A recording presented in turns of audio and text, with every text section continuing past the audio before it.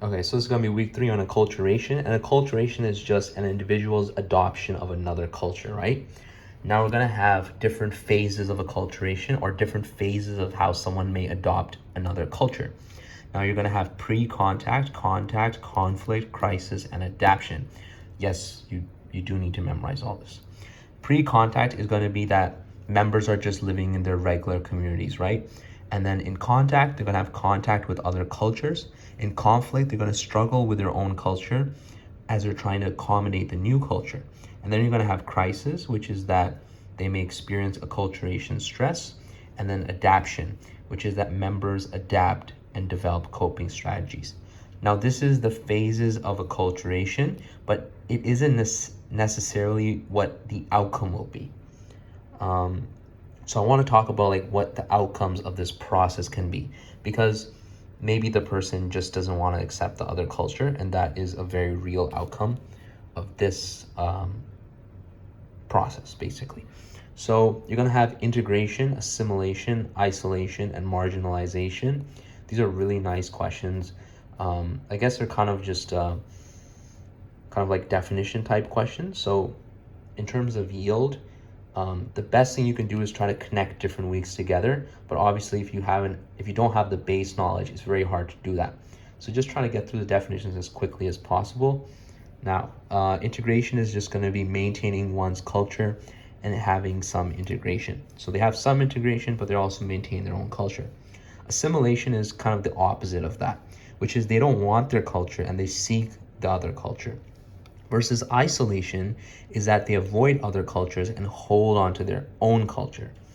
And then marginalization is that they essentially don't have any interest in their own culture or other cultures. And essentially that's just a lack of identity, because they feel that they don't belong to any culture, as they can't relate to their own.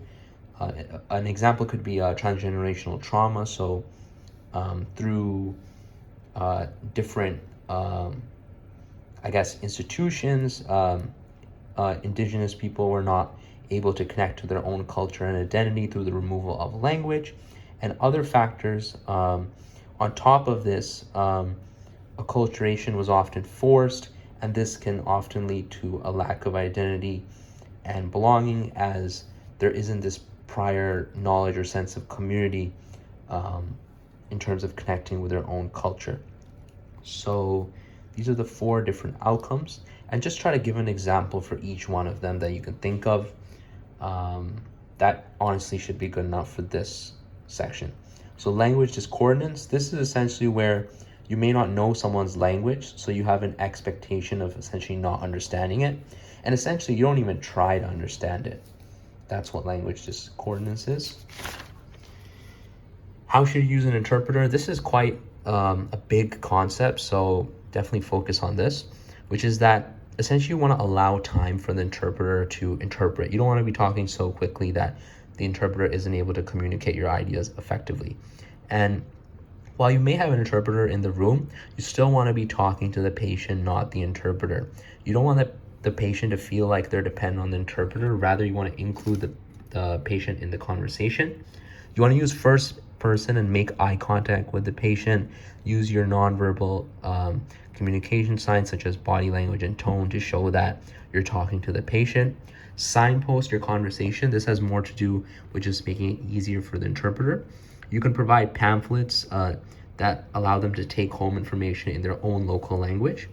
And visual cues or universal symbols are well known.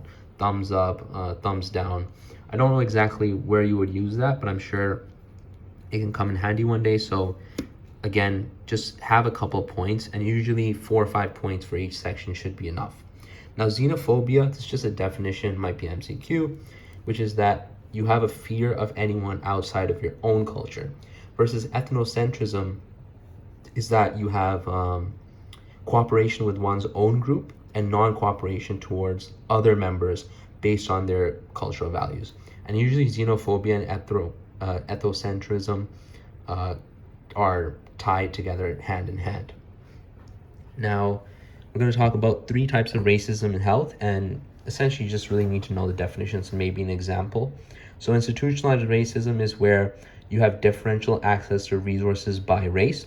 Personally mediated is where you have prejudice based on certain people's abilities, and internalized is that it's just accepted by the members of the community. So they end up accepting the negative stereotypes.